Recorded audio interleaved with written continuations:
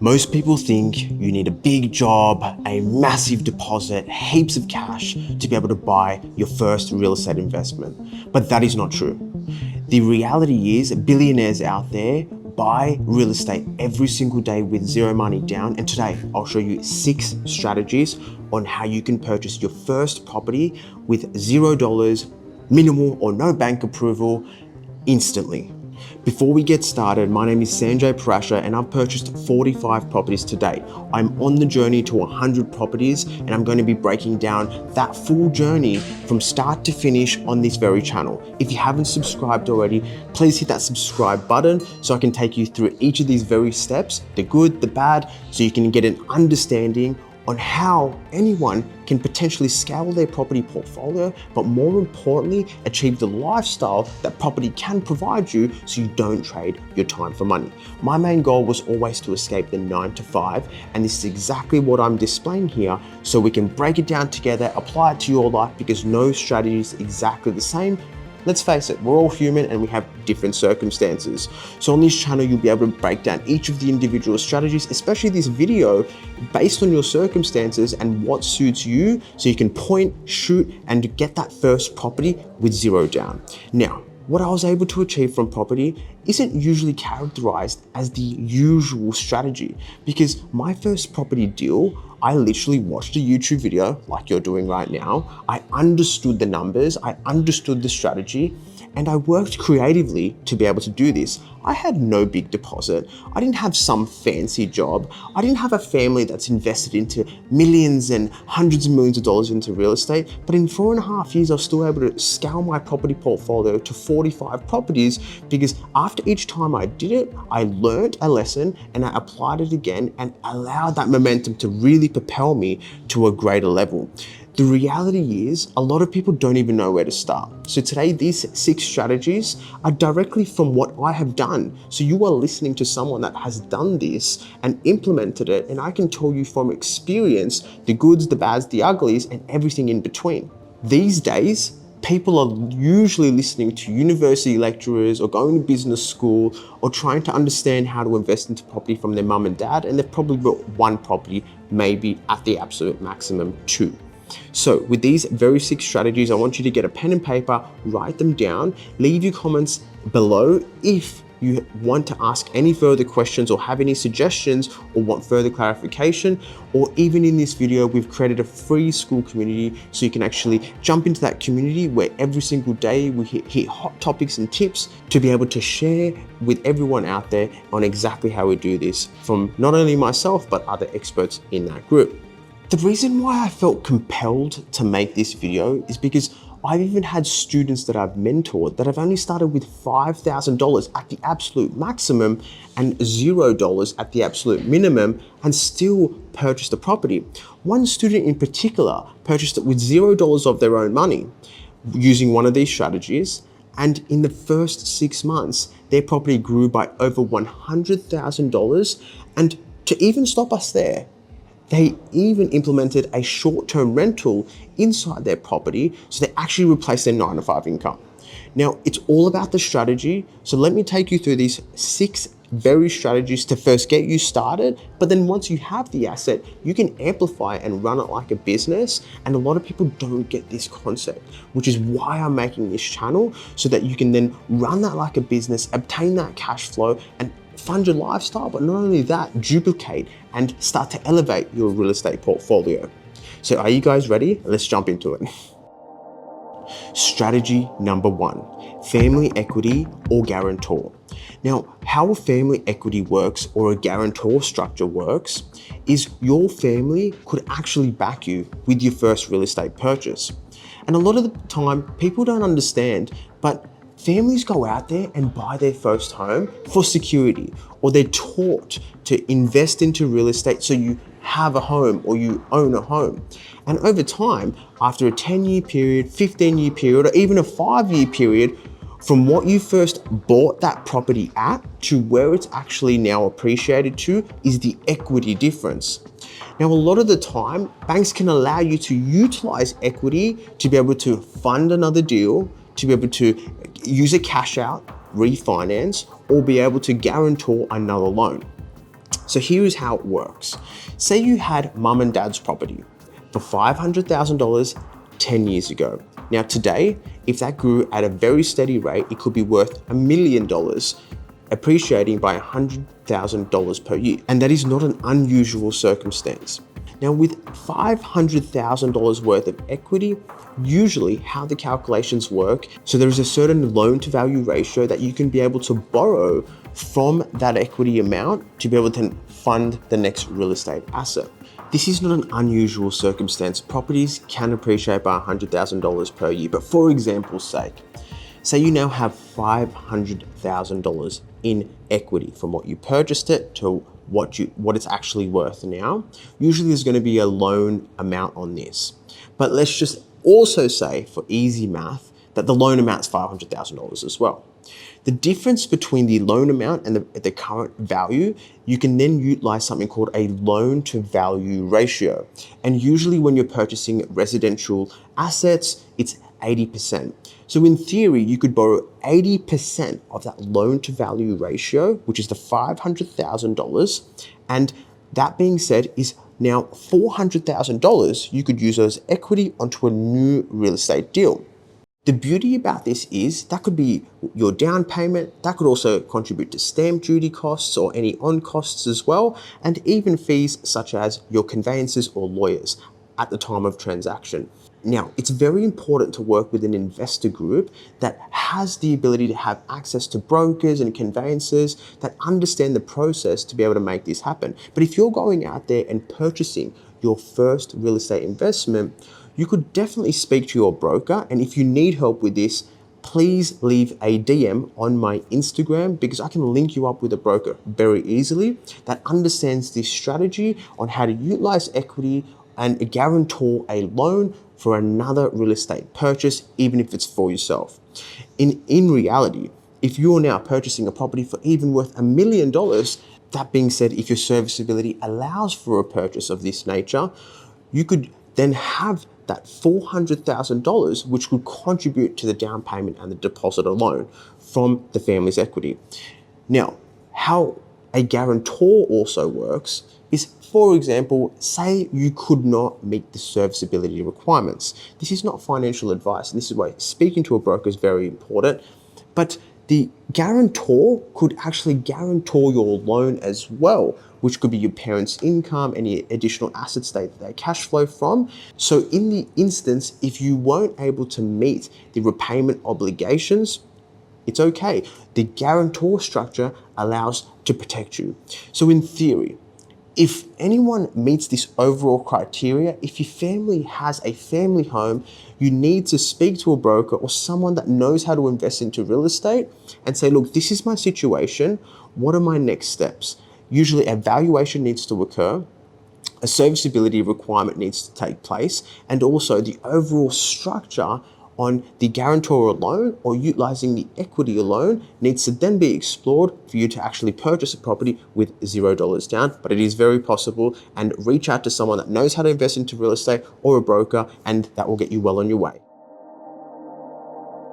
Strategy number 2. Government grants. Now, I'm going to speak for Australia in this instance, as it's a very specific example on how amazing government grants are out there, which actually allows you to purchase a property for pretty much free these days. It blows my mind on why people aren't taking advantage of the economic times that we currently live in if you could actually purchase a property for pretty much $0. Now, government grants allow for up to $70,000 in grants in some instances, and it's mind-blowing why people aren't taking advantage of this. And I really feel like the largest deficiency is because of knowledge, the ability to execute, and also the implementation of actually going out there and knowing how to find the deal, how to know what deal is going to cash flow and appreciate, and then actually executing the deal. And people are probably just lazy. So these are the actual 2 steps you need to know on how to take advantage in this situation of government grants. The first step is, right now there's something called the first home buyer's guarantee. And it's simple. The first-time buyer's guarantee allows you to only contribute 5% to a whole property purchase. So for example, these are example numbers. If there's $1 million property, you only need to put in $50,000 in your down payment for the bank to then allow you to purchase that property and give you the remainder of the loan amount.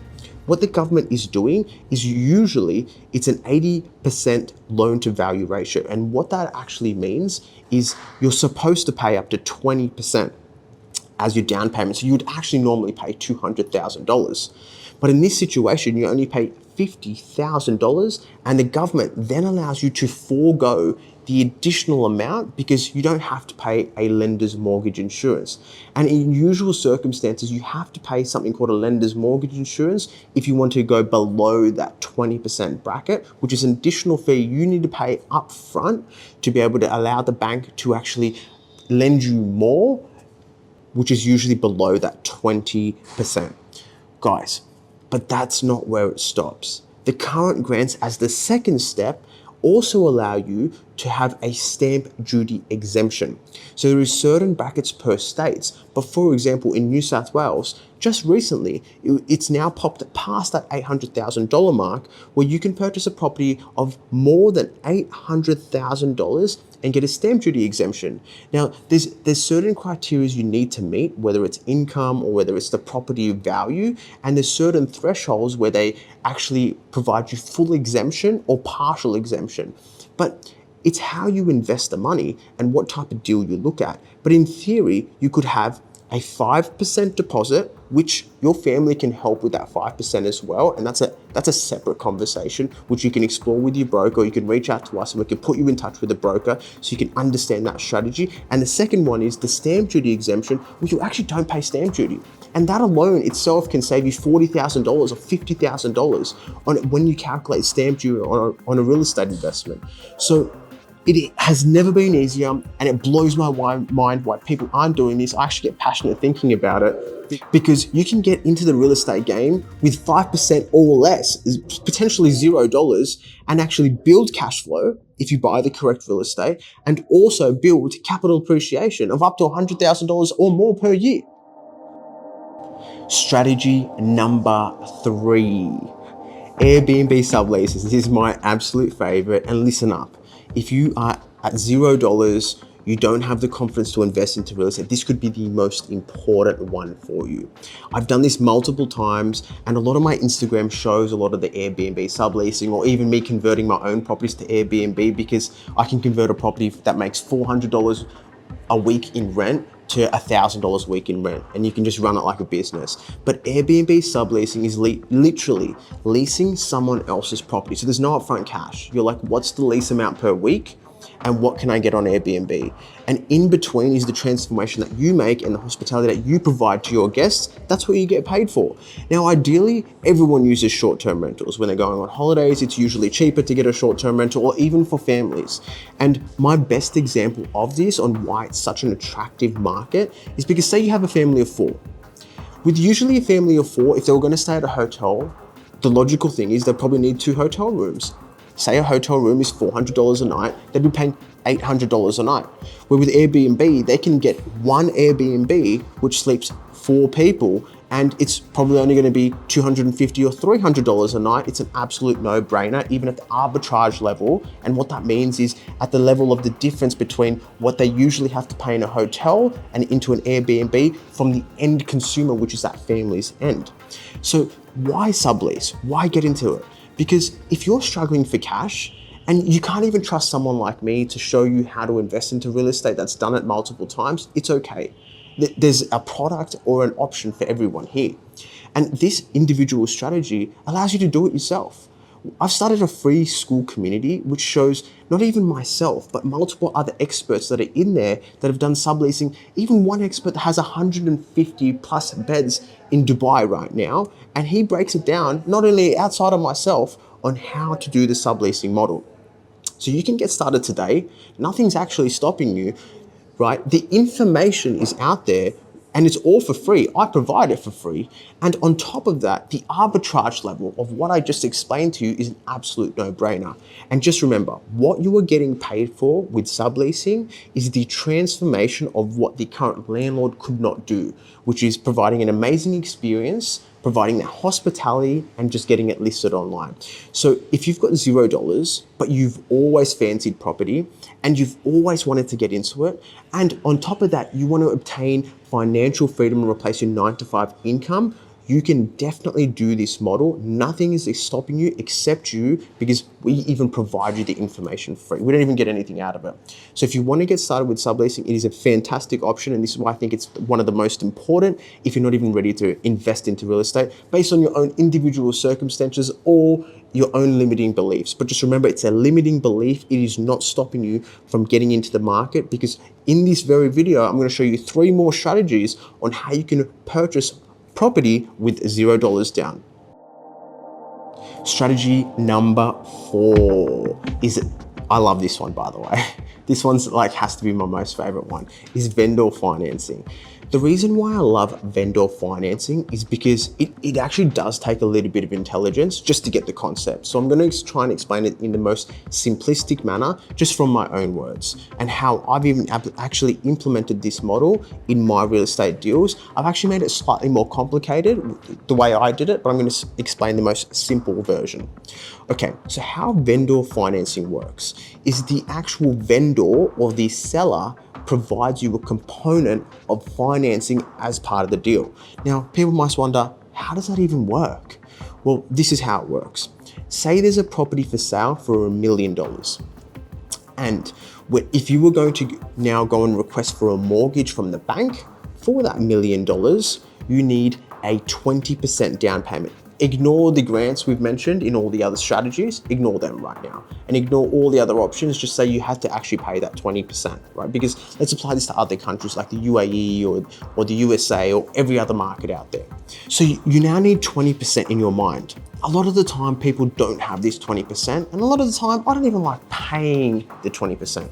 So what you could do, and this is the most important moment of this video for vendor financing, is you could say to the owner, look, you've got this listed for $1 million, and let me guess, everyone's offering you $950,000 or $900,000. And they'll most likely say yes, because you can just start to talk their language for a little bit. You could say, look, how about if I come up to your price, but with terms? And what that means is you just put some terms on their price. And you could say, how about I give you 80% upfront, right? It's going to be mortgage, it's going to come from my bank, and I give you the remainder of the 20% over some time. That way you don't lose inside the negotiation and you don't lose the 100K. And how about if I told you, you can sweeten the deal this way, right? How about if I told you that even if you waited 1 year and you made $100,000, because that's what everyone's offering you right now is the 900, right? And you made $100,000, or you know what, give me 18 months, or if cheeky, 2 years, right? And you can make that extra $100,000, would you do it? And a lot of the time it starts to become a no-brainer, because now they're not negotiating their price down, they get their money with what it's worth, and also they just have to wait a little bit of time for the additional amount that you'll give to them. So in theory, what happens for this deal is you exchange on the property, the bank gives you the 80% because that's all they're going to give you, and then you write a legal contract, and there's ways you can do this. If you need further information, just ask me on Instagram or leave some comments below, but there's ways you can now legally bind it where you have to pay them that 20% in the agreed time frame that you mentioned to that vendor.